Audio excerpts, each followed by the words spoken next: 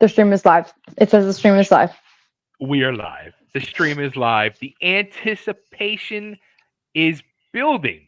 And the scary thought is, I just saw my Facebook memories. It was literally almost 2 years to the day the last time you sat here and Really? talked to me. Yes. Yes. 2 years to the day. Wait, that's so cool. Almost 2 years. I think it was like a day or two off, but almost 2 years. Oh my God. That's so cool. What was I doing then? Why were we talking? Fire in the building? You had just went from the Gina Zoe band to Velvet Rouge. Yes. Okay. Crazy. But anyway, let's welcome back to the show after 2 years, Gina Zoe. Thank you so much for having me. I'm so happy to be back. I'm so happy to have you because, like I said to her right before we went live, I'm like, I am always watching you. I'm watching what you guys are doing. I'm listening to the music, and I'm just waiting for that moment to pull the trigger to say, Gina, it's time to come back. And when Shattered came out last week, I said, it's freaking time to get her back on here. Oh my God, I love that. I love that that was the trigger for you. Because there's been so much, and I'm literally like, all right, I want to know. I want to know this. I want to know this. Oh, wait, I want to know this as well. So it's oh my God. It's been building and building and building. And, you know, I honestly, and I don't sit here and, you know, doesn't matter if it's you or anybody else, but especially for you, I want to say, I'm not here to blow smoke up your ass. I'm here to state the facts and tell the truth like I always do. And I think I can't say enough how much I feel you guys are absolute fucking stars. And I'm just waiting for the rest of the world to know what I know. Like, who do I have to, like, smack, kick in the ass? I know, right? Like, it's happening. I really do feel like, I mean, since 2 years ago, so much good stuff has happened. I mean, the growth has been amazing. So I feel like I'm seeing it unfold before my eyes. It's, you know, I think I really love the stories about people who, like, their stories do take a little longer to skyrocket, because frankly, I would rather be a band that, like, grew to success rather than had a viral moment and plummets back. Yeah.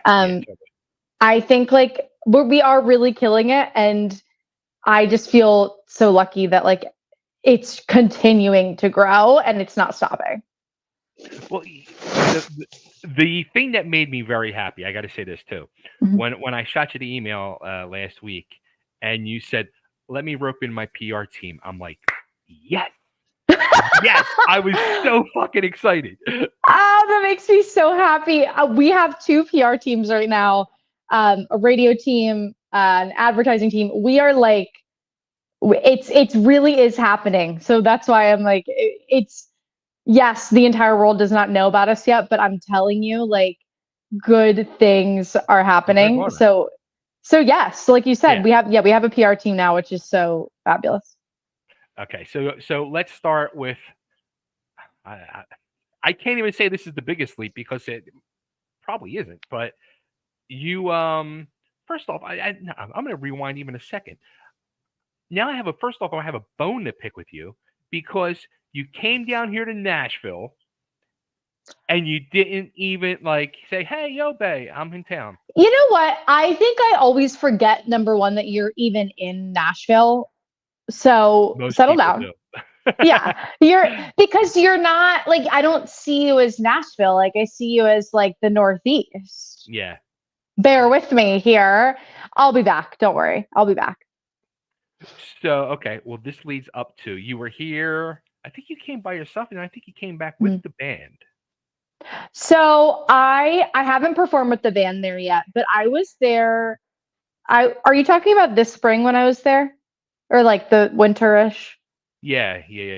I was there super briefly for a songwriting competition that Tennessee puts on. Okay. And I didn't win, but I got to, like, the semifinals or something like that.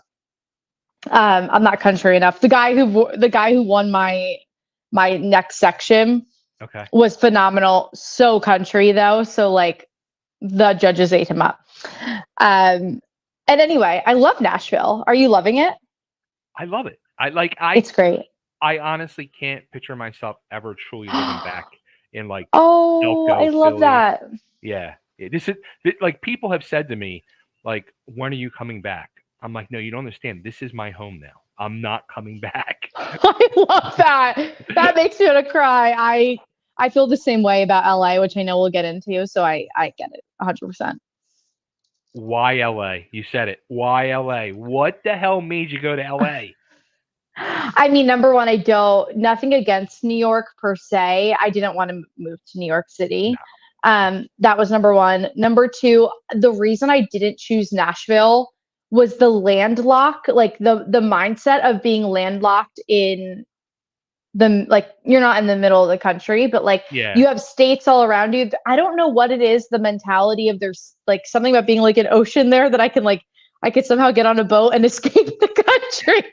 Yeah, I think the closest beach is like 12 hours away in Florida or something, maybe 8 hours away in Florida or something. Yeah. Yeah. So nothing against Nashville. It was really, I also just, last year I visited LA 5 times for some like music stuff. Okay. And I just fell in love with it. Like I truly did. Every time I came, I felt like there was a magic that I felt. I also grew up going to Arizona, so like I love the desert. It's Okay. just really for me here. It's really for me. Interesting. So, what the band, did they move with you or did you go out there by yourself? So I only moved a month ago. Buddy, my drummer, is Uh-huh. moving in August, I think is his Okay. time frame. And then Joe is not planning on moving. However, we kind of already have our bi-coastal.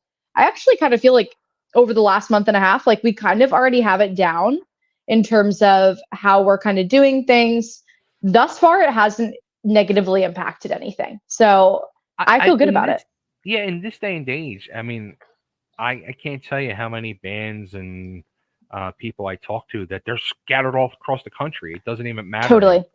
Yeah. Totally. I mean, between the number of miles that I've racked up on my American Airlines card, like it's just like it ends up all being fine. And with the technology, like you said, like, I'm working with a producer out here recording demos and it has not been an issue. Like we write music when I go home or I send them the demo and it's not bad. Hmm. It's not bad So, at all. so I guess you were it was like a choice between Nashville and LA. Yeah, because I wasn't going to New York. I was not going to New York. I don't like New York enough, unfortunately, like personally, Hmm. because at the end of this, you think about like if I'm going to move, which I don't have to stay here forever, but if I'm going Right. to move, where do I want to settle down? Like, where do I want to stay? And I'm sure that that's kind of a mindset you had when you moved of like, do I want to stay here forever? Like, is this Yeah. somewhere I'm going to go potentially forever? Um, and I couldn't see myself staying in Nashville for a very long period of time. Hmm. And I Why? really, again, it's the landlocked. And also I hate Tennessee. I'm sorry to call you out, but I don't like your politics. Oh, And it's big for me. A lot of these things are important. It's about like the lifestyle I want to live outside of my music career too. sure. I like I said, I love the beach. I really love like snowboarding. We've got Lake Tahoe here. I think it just really, for me, like it made the most sense. Yeah. You know why I will say probably, I think musically, of course, Nashville should have been the spot. But again, when I look at you especially, and Mhm. I see you on stage, I see these videos, there's a star there that is just waiting to explode and Yeah. for the world to see. Yeah. So I think that's where the LA thing would Totally. probably be Because more beneficial.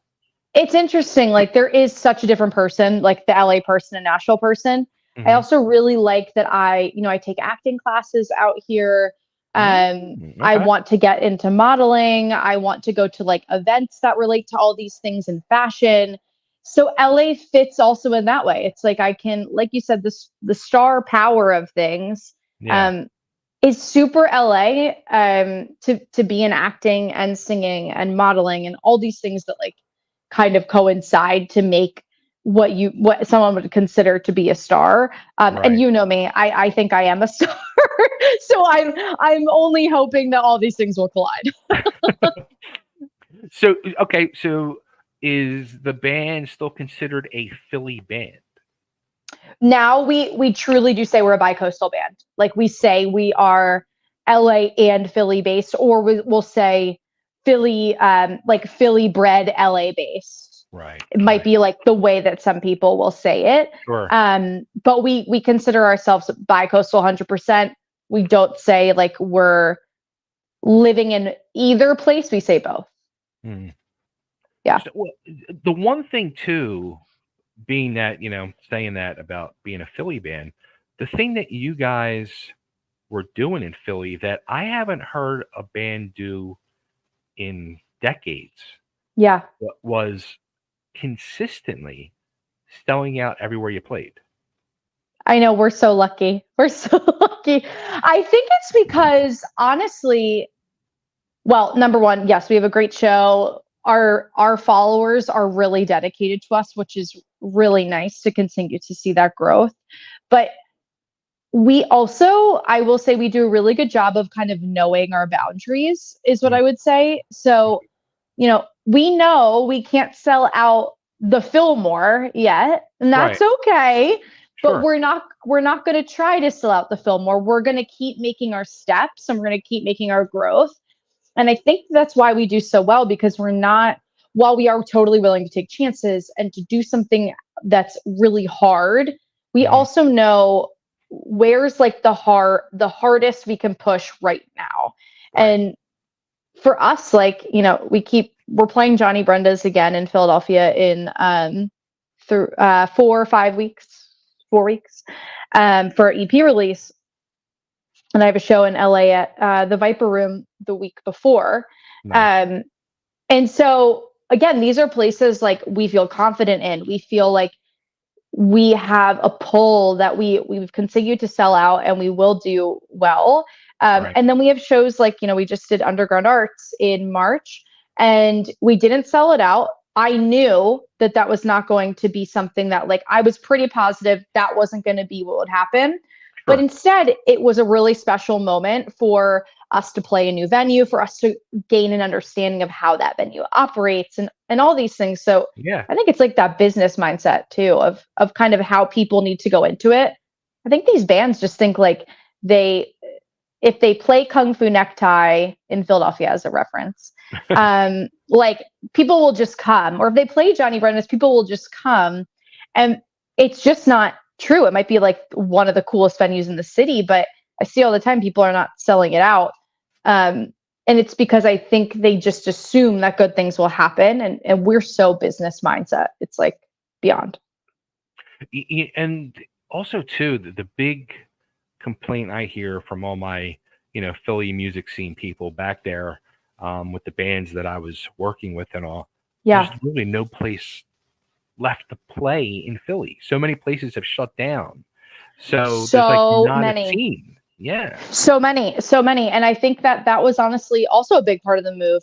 We kind of kept talking about how we have, I don't want to say outgrown Philly, but I mean Yeah. more. There's this really weird thing in Philly venues that I'm sure you've noticed, where like Johnny Brenda's is like 300 max. I think it's about 300. That's like pushing it. But there's like 300 level venues, and then it jumps to like 2,000 at Union Transfer, or I think immediately. Right. So, Philly doesn't have, and maybe they used to, but Philly doesn't have that like 1,000-person venue. I think Underground Arts is the closest at like, I think they're 700 cap. Yeah, But without the Troc. I mean, the Troc. yeah, that was a really great. I think that was probably wasn't like 1,000 people, I think it was 1,200. 1,000, 1,200. Yeah. And so, I mean, that sucks. That's part of what happened with the pandemic. I think the truck though was structural. I think I'm just grabbing my phone charger here. Oh, I think the truck was structural, wasn't it? I don't. You know what? I never heard, but I wouldn't be surprised. I mean, it's like 100-year-old building. Yeah. Yeah. I remember it being pretty old. I had played there like at that, remember the top of it? Like there was the upstairs space. Oh yeah. The I balcony, played up. right? Yeah. Balcony. Yeah. I played up there one time. When I was probably like 19, but, it's just, it's very interesting. I kind of was like, guys, like we need to expand our boundaries a little. Like, of course, we started playing LA, we started playing New York, we played Tennessee. Mhm. We've started to jump, but I was like, I want to build a new home base. Yeah. Um, because I think that ends up creating some of the best stuff. Like we've done so many great Philadelphia things, including Exponential Fest coming up. It's like, let's rebuild in a new city. And this, it's tough. I mean, I'm only a month and a half in. That's what I was going to say. Like, how's it been? Like, because I know you guys started going up to New York, getting your feet wet up there, and then starting to do these LA shows. In Philly, where it's your home base, and let's face it, naturally it starts with the friends coming out. So absolutely, it helps build that base and crowd, and then people catch on, and that's what people were doing with you guys. So now it's like, all right, well, we're 3,000 miles away, we're 300 miles away, we're 800 miles away. So how is it now? Like it's totally new now. Oh my God. I mean, it's very, very new. We had started, like I said, we started playing in LA already. So we started to grow that. But honestly, a big part of it is like the PR team. It's the advertising. It's the radio. Like you have to target so many things. Right. In order to build the fans. But it also starts with your friends coming out. Like I have that show coming up. It's a very small room. I think it's capped at 80 tops. Okay. I plan on inviting every person I know. Some people are kind of fans, some people are friends, some people are industry people. And that's how I started in Philly. Like that we started at like I remember we played the Rusty Nail in Ardmore. In Ardmore, our first show back. I was like, it was great. And we just invited our family and friends. And so like that's just kind of what you do. So I'm more taking it here as now most of my friends are industry people. Like so they all have something to offer. Not that I'm making friends to have them offer me something, but in the sense of just like there's something for everyone to offer each other. And I think that's what's kind of like fueling me. But like I said, it's freaking hard. You hear of what other people are doing, and that's scary because you're like, fuck, I want to do that. Yeah. So then I just invite them to lunch, and then I'm like, tell me what your secrets are. Well, that's the thing. Like, you truly do need a team behind you. Totally. You do. You can't do it all alone. We have a band assistant, and she also does so much to just make sure that like the little things are getting done. But I actually started being a musician full time in January, so I have a lot more time to get a lot done. But before that, like you're breaking your back. I mean, I'm not going to lie. You have to really want it so much that you're willing to do almost anything and work all these hours, and you have to have a lot of energy. I mean, it's true. You do. You do. Believe me, I know. So, all right. So let's tackle this. Well, I think this will probably be a smaller one to tackle. What happened to your bass player? Oh my God. You really, you know what? Before I get into that, this is so funny because I was just on an interview last week where they also were kind of pulling things out of the woodworks where I was kind of like, I mean, the bass player thing is a known thing, but there were a couple of things they were bringing up. I was like, how did you even find out about that? They brought up something from college that it was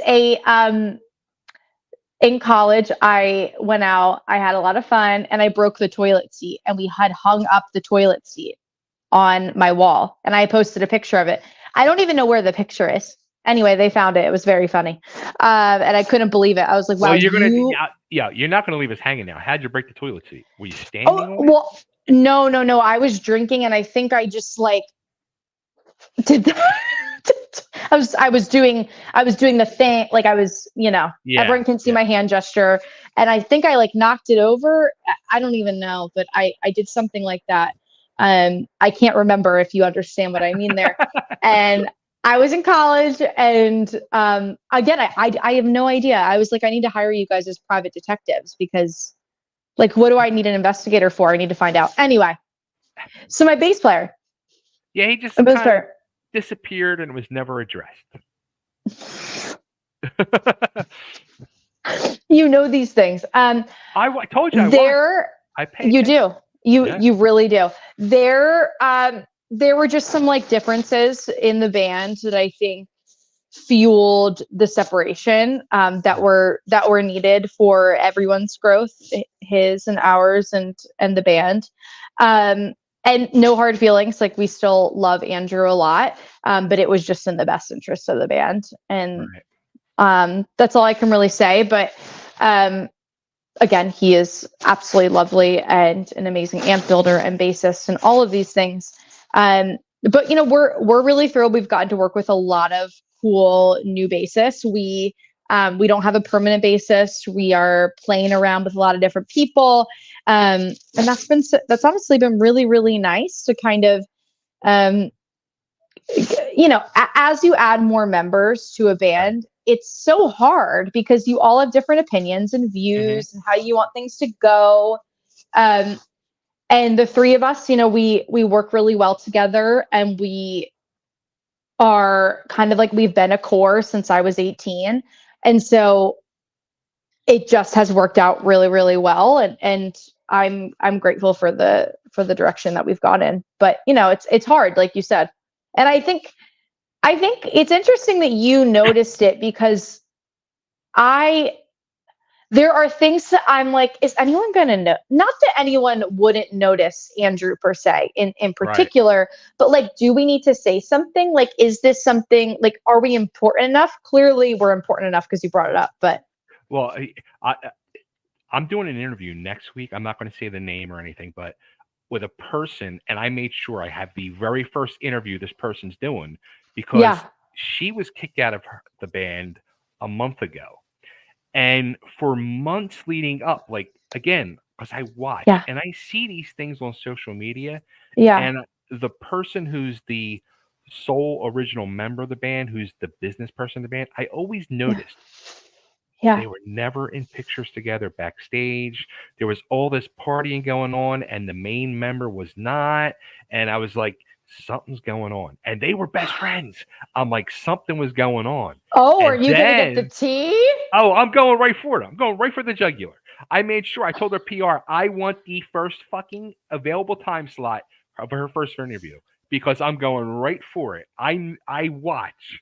So I knew there was something going on. So I want to know. You want to know. You want the hard-hitting facts. Of course. Absolutely. So what I want to know with this whole situation, I mean, in this day and age, it's like not uncommon, because I've seen other bands do the same thing where they have, bass, guitar, drums, rotating member each show or whatever. Is it also too part of the fact, like, you were knowing you were going to move, and let's see, like, once we get settled in our destination, which is now LA, are we going to see who ends up start really becoming a part of the band, and who we can get as a permanent member, or will you just keep going? Like, are you talking about you're talking about the rotating members? Yes. Yeah, I think, well, for reference, the rotating members we have right now, none of them could be a part of the band full time, like, based on their life. Like, one guy we adore, he has kids now. Gotcha. Actually, two of them have children. Another member, he is a part of a couple different bands, and his job doesn't really allow him to like do as much as we do. Another part of it, though, is, to be completely honest, like, we do, me, Buddy, and Joe, we split expenses. We, we pay our way a lot of times to go to different things. So Right. a lot of people, it's almost like earning their trust and us earning their trust. So the bass player number 951, kidding, we don't have that many, but bass player 951, he doesn't necessarily, or she doesn't want to contribute money to the band yet. So they may not want to be a full-time member. Sure. And we like to make sure that they are comfortable and they're excited about the band. Like, that's also important. Not that to be a permanent member in our band, you have to be like paying heavy dues, but you jump into the band, you get excited, you want to do recordings, and there are a lot of things that go into the band. And I think too, I'm curious about other bands, but it's kind of the thing you just said, like, do we all want to hang out? Do we like writing music together? Like, you're a family, so you got to want to family it up. And not that I don't love these guys, but they're not going to move, it doesn't really matter, like, for reference for Joe, but Joe's been a part of the band for so long, so he gets it. Like, he already knows. So I think our dream right now would be to have a permanent East Coast and a permanent West Coast, and we just, like, whoever can be on this side of the country and do all these shows, great, and this side, all those shows. Like, that's what I think we would love, for sure. Well, you in that whole answer, you touched on something that is very, it's very mainstream in the music business now, and that's, you said one of the guys plays in multiple different bands, and that's something surprisingly you and Joe or Buddy doesn't seem like they do. It's like, this is the focus and this is it. We don't want to know nothing else. Yeah. I think so. Joe is in like a really cool psychedelic jam band as well. Okay. So he does that. But otherwise, no, we're not. And it's not to say, you can't be, like you said, but we, something that we've always talked about is like, this band does come first. So this is something we've all agreed upon. And we say, like, if you're going to take a project, like, I would never, of course, Buddy has gotten asked to play studio drums for people. Sure. I would never tell him no. Just as much as, like, I do acoustic stuff alone, still representing the band, but alone. And I think it's really a matter of, like, we see the band going somewhere. So we're not going to just be in 1,000 bands, which a lot of people do. Tons of people in Philly are in 4 bands. Oh yeah. Tons. Like, I don't know how they do it. No idea, but you know what? And I don't know if this is the case. Like, I can't speak for everyone, but I kind of I feel like I've talked to maybe you about this before. I put musicians in 2 categories. There's the ones that love to play. They want to play. They do it for their career. But, like, it could be wedding band, it could be cover band, it could be also they have an original band. So that's one. And then the other one does it for, like, their life. And what I really mean by that is someone like me who wants to be an arena player. That is the goal. And so you're not in 1,000 bands because you have one goal, and that is to play in an arena and sell it out. Okay, so yes, the goal naturally is to play those arenas, but in this day and age of music, so is the goal, because the music industry and business is, let's face it, it's so fucked. It really is. It really is. Like, because you guys do have, you're not like, oh, we're kind of like an 80s rock band or a 90s rock band. You guys have an original style and music and very sellable band, and it pulls from all different genres and hodgepodges into the sound that you guys have. But is the goal also for a major label? Is that a possibility? Like, I don't even know in this day and age. Is it? I think it's a lot harder. It is a lot. It's very interesting because, like, yes, of course, like 80s and 90s especially, labels were just, like, grabbing on, and they had a lot of money to be giving out. Sure. now they rely heavily on your own work, and then they jump in later. So let's say, once we get like 100,000 streams on a song, a label, of course, will be like super excited. But absolutely, I mean, that's 100% my goals. I'm actually manifesting. I write down my manifestations. And my goal, though, is with that, a major label that cares about what I'm doing. And that is what matters. There is a difference because they don't care about everyone. Exactly. I want to be a priority. And that is totally a goal for me, 100%. I like that. Thank you. I do. You could use it.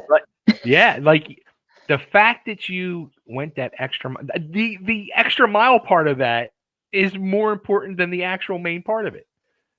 Totally. It's not about being signed to a label at all. It's about people caring about you. My fiance, her and her sister had a band, and they were signed to Island Def Jam, and they got lost in the fucking mix like so many other artists, recording and all this, and boop, nothing happens. Yeah. So and she says it all the time, like nobody cared. Like we had Kid Rock's lawyer, we had this, we had that, but nobody cared. Yeah, you have to be someone that cares. I think that a lot of bands don't realize when a label approaches you, let's say, and you're a little too small for them to care, a big problem is that they're taking you because they don't want anyone else to have you. Right. That's where the issue happens. And I can see that, but at the same time, if that's going to be the case, you're only going to get me if you have a good, strong plan and you're not going to F around. Like, I don't want to F around. I'm not going to be your backseat. I'm fine with being your B artist for like a year or two while we're building, but I will be your A artist and I refuse to be your C. I want you, when the time comes, when you sit down with whatever label it is, what you just said to me, you got to say to them. And if they don't like I'm just going to pull up the interview. Screw them. Yeah, screw them. Exactly. It's so important to, I honestly, like, yes, of course, like they might be like turned off by some of those things I'm saying, but I do think in the end, if you have something really great to provide, they're going to respect it more than if you were like, I'll just do whatever you want, which is just not the case for me. I'll do most of what you want if it fits. A smart business person in the music industry or any industry that is interested in your talent and sees the potential there. Mm-hmm. If you say something like that to them, if I was that person, I would fucking beg you to sign. Because that tells me you're just as dedicated and you know your worth. Absolutely. And it's not like I'm saying I want a lot more money. That's not even the point. It's are you going to take me seriously? Yeah. And that's more the key, for sure. Is that so? Yeah. Mm-hmm. Yeah. Okay. All right. So this is probably the big one. Okay. I think it was earlier this year where you came out and you said you were bisexual. The big reveal. How long have you been sitting on that, and how hard? Like it's not something like just like, oh, like here we go. I mean, it's got to be torture. It's tough. Yeah, it's tough. So I came out last January. So not this one, but the one before. Was it that long ago? It was that long ago, but that's okay. We haven't talked in a while. Yeah.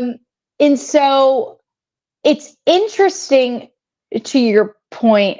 I think I knew for a long time, but I also think that society, at least in the US, being anything girl with another girl is seen as so like sexual only and not romantic. often, at least. Okay. Okay. Or like girls at the club, like if I'm dating someone and like we kiss at the club, at a straight club, it's very like people see it, and guys especially are so like, ew. Like, I don't mean they're saying ew, I mean I'm like, ew, you're way too excited about this. And so my mindset though, because they're not getting that way about anything else. But my point with saying that is, for a long time, I think I just kind of thought, oh, this would be fun. Like kissing a girl would be fun, or Right. girls are really pretty, but it's not for me. I couldn't really wrap my mind around it. And then I met my friend Brooke. Brooke, I tell Okay. this story all the time. She worked with me um, at a clothing store, and Brooke was bisexual. And Okay. it was the first time that I really felt like I related to someone in the community. Like Hmm. I was like that person, because for so long I felt like I couldn't relate. I didn't think I was like them. Now, that's Right. another societal issue. Like we make gay people, bisexual people, lesbians, every in between, we make them look and act a certain way in movies, in music, in Yeah. commercials. Like they're one way. A gay guy has to be super flamboyant to be Hmm. gay in anything. And that's not reality. And that's what I learned in that time. And so it Right. was no longer something that was like sexy to me. It now is like, okay, wait, it doesn't have to be this like sexy, crazy thing. I don't have to fit a certain mold. This girl's just like me, and I feel this way. Hmm. So that was the first thing that kind of took me there. And then when I came out and when I really realized, I started to think back to so many moments in my life when I really like wanted to be friends with a girl. And now I realize like I actually just liked her. Actually was just into her. Whoops. I remember dating back to when I was like 14. Like I have a specific moment in my mind of I performed a show when I was 14.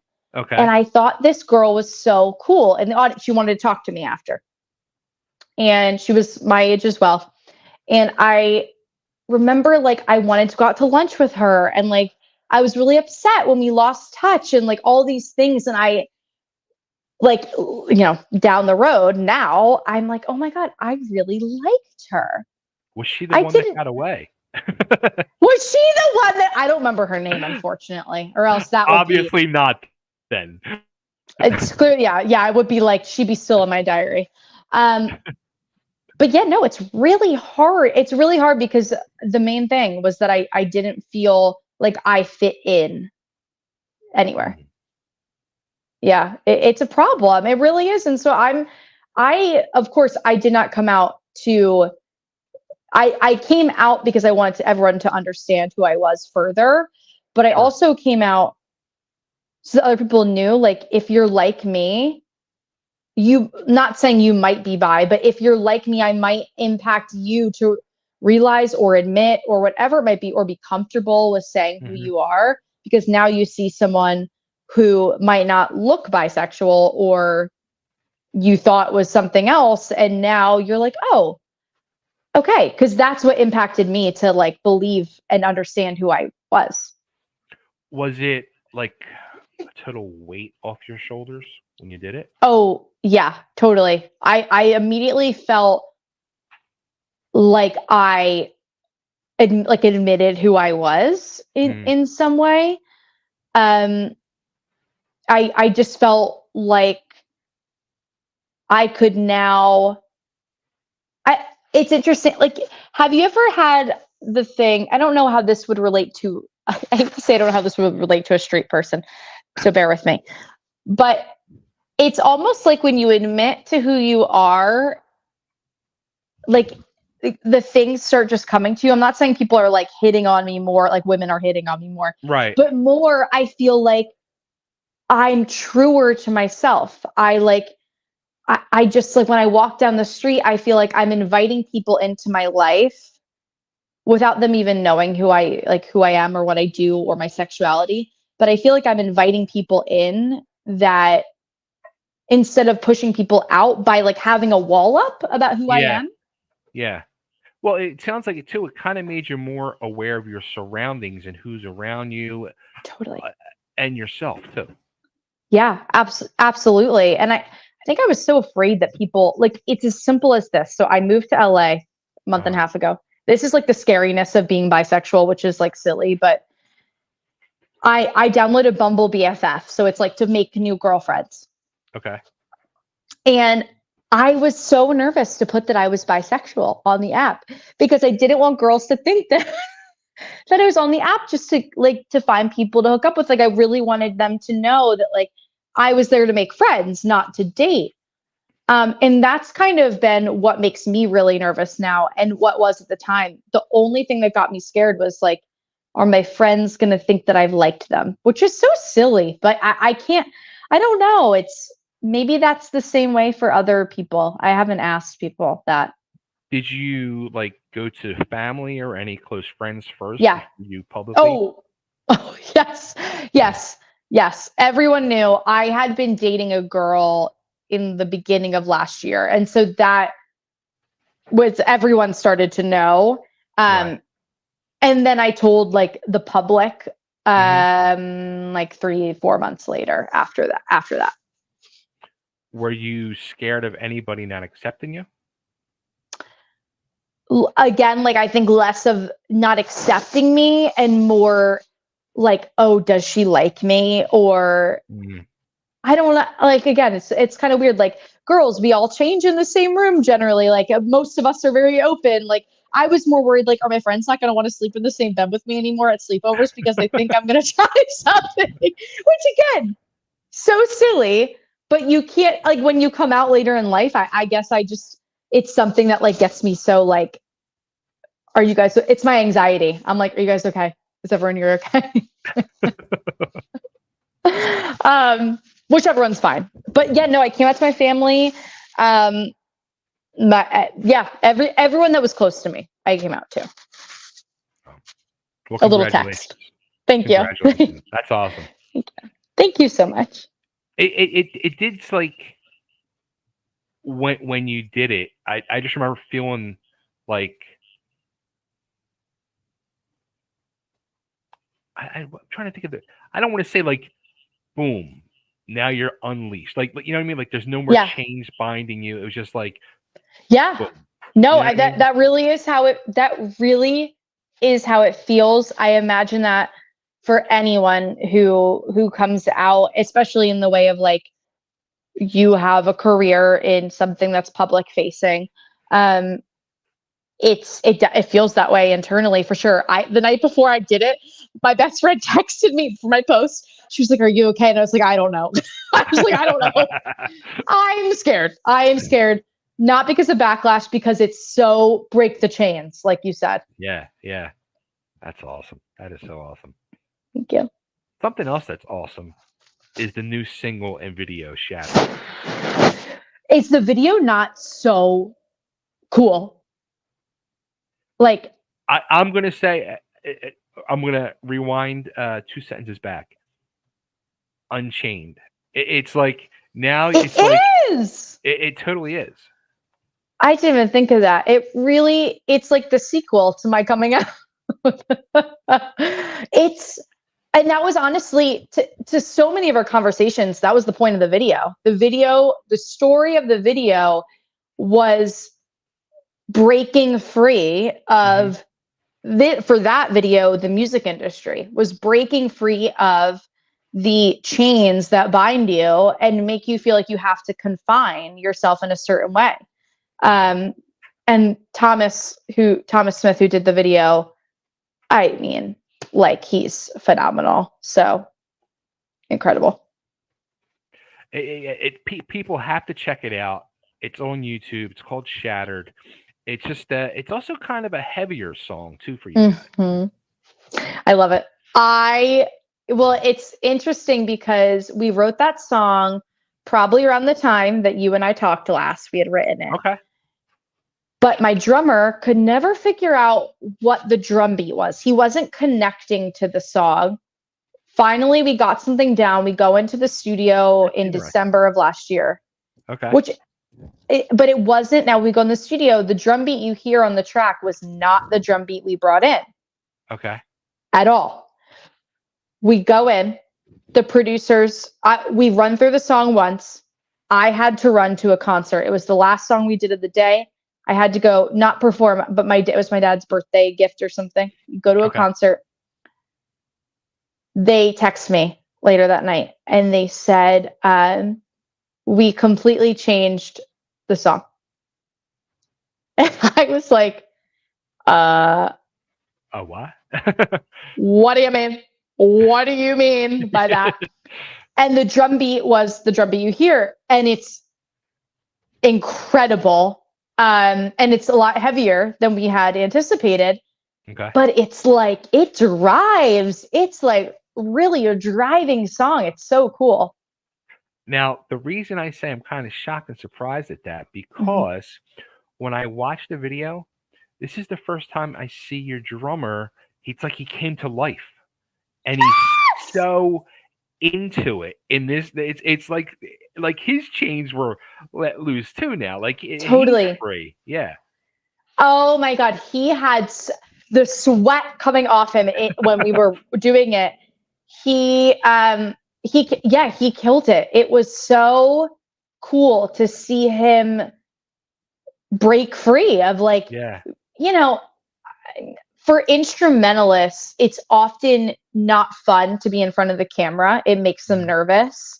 And I really encourage them, just like, guys, like, just have fun, like, let go. Also, you could play it completely wrong for the most part. No one's going to know because the real song is over top. Yeah. So go crazy, do it. And he killed it. Yeah. That's awesome. That is so awesome. Yeah. Yeah. That video was, oh my God. It was so fun to do. It was so fun to do. And the editing, like, I was just so, I'm so particular with my video editing. And I think Thomas did one edit and it was the video. And I was like, this is perfect. Love it. Amazing. Yeah. So okay. So the plan now is you guys are putting out a 5-song EP. Yep. So then some of the songs are already out. The one song is out. So, well, two. So Lonely Since the Day We Met, which came out May 15th. Okay. And Shattered, which you just heard and we just talked about. Those two are on it. We have one more single that I will announce in 2 weeks. Okay. And then there's going to be 2 more tracks that no one will have heard on the record. So, and something interesting too is you guys are doing like each song represents an element. Yes. So when you're, one thing that's difficult for me at least, and not everyone takes it very seriously, but I really do, is the visual elements of the record. Okay. I want every song to have a photo shoot. I always do. I want every song to have a video. And so I was trying to think what tied every song together. And for this, it really honestly felt like the elements. It felt like Shattered is so fiery. The next single is air, or wind, I guess you could call it. Lonely Since the Day We Met was earth elements. There's space, and the last one is water. Water's the other one. And it just is so, when you think of our band, I mean, I think that you think about it being such a encapsulation of like power and excitement. And I think that what does that for me is the earth elements, like what makes up life.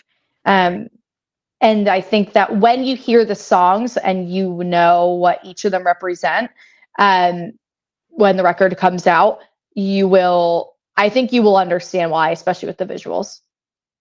So when it comes out, is there going to be actual physical copies? Is it going to be just digital? So we are doing records. So I'm planning to have records to sell at our album release show. Okay. in Philadelphia, not the LA one, but in Philadelphia. So no CDs, but there will be records. Very cool. Yeah, something different, you know. I have a record player. It's really for me. I have a record player, so I want to play it. I want my own record. Screw everybody. Right? Down with them CDs. We're done with that. Done with that. I don't think my car is a CD player. It definitely doesn't. So no, none of that. None of that for me. How about tape cassettes? We're gonna do tape cassettes. I would love that, but I've got to think what we're going to make the most money back with in terms of like spending. So if most people are buying records right now, if they're buying a physical copy. Right. And I'm going to stick with that for now. If Shattered really blows up, or if the next song blows up, then I will get those cassettes out and everyone can have a cassette. But I've got to be logical with my dollars. Hey, it is the music business after all. People seem to forget that. They do. And it truly is the music business. We can't just be, I love to spend money. Don't worry here. If I've got it, I'm going to spend it. So don't worry. You know what's crazy too? Speaking of, we were talking about Facebook memories in the beginning of the interview. Something else that was in my Facebook memories recently was it was 7 years ago, that show I was putting on in Philly, and you were supposed to be part of it. It was going to be, what was the name of the place? Whiskey Tango, I think, in Northeast Philly. Yeah. And then they were going through stuff, and they ended up shutting down. I had to cancel the show. Yeah. It was a corner. Wasn't that on a corner, that place? Yeah. Yeah. Crazy. Everywhere closing. Yeah. It's so sad. Awful. Well, Gina, thank you for coming on. Thank you for hanging out. Thank you for opening up, freeing the chains and spilling the beans. And that was so much fun. That was so great. I mean, I love talking, as you can tell. So I really appreciate you letting me blabber your face off for 50 minutes. Anytime. Let's not wait 2 years, because I think there's going to be a lot more happening. Totally. We have to wait 2 years before we compile a bunch of stuff. We are not going to have to wait. I promise you. Best place to go for everybody to get the dirt on the band. If you want the tea, you want the piping hot tea. I post a lot on TikTok. I post a lot on Instagram. So you want to follow us. Velvet Rouge Band is our profile names. Our website, which I know is at the bottom here, but it is velvetrougeband.com. So much great stuff on the website. I make the website myself. So if you want to take a look, I just really love doing that. You can buy merch on there. And we're Velvet Rouge. So you can get us anywhere you like listening to music. I'm pretty sure we're going to be on that platform. Let me ask you, from a social media standpoint. Yeah. How is TikTok working for you guys as a band? Yeah, I think for me, what I really like about it, and what I've noticed is the most impactful, is I can post about a lot of different things, and like fashion, or the songs of course as well. Sure. But it kind of gives me more freedom to like have fun posting funny videos of me and the band. And it gets you a lot more organic access to people, is kind of what I've learned. And so that makes it really, really fun. I really love that. But yeah, I would say that's kind of what helps, what it does for the band. And I could post like 5 times in one day, and no one's mad at me about it because it's so organic. That's funny. I'm not going to say this on air. I'm going to fill you in on something that I've discovered recently off air about some social media stuff. But yeah, everybody go check them out. They're probably going to be coming to a city near you. They're not sticking to Philly no more. They're not sticking to New York. They're not sticking to LA. They could pop up anywhere, and you never know. Exactly. We've been playing all over. We played Portland, Montreal, Bethlehem. I'm playing in LA in a couple weeks. I'm playing in how the hell do you San end Diego. Up in Montreal? How do you end up in Portland? What's in Portland? Lobster. Okay. Lobster. Okay. I'm playing a Pride event in San Diego in 2 weeks. Okay. I know Pride Month is technically over, but the Pride continues. Yeah, it's never over. So it's never over. So I'm playing that in a couple weeks. There's just so much coming. If you go on our website, every performance that we have is there. So you won't miss a beat. Cool. Gina, thank you so much. It's always a pleasure. Thank If you you. come to Nashville again and I don't hear from you, I will be hurt and I'll be upset.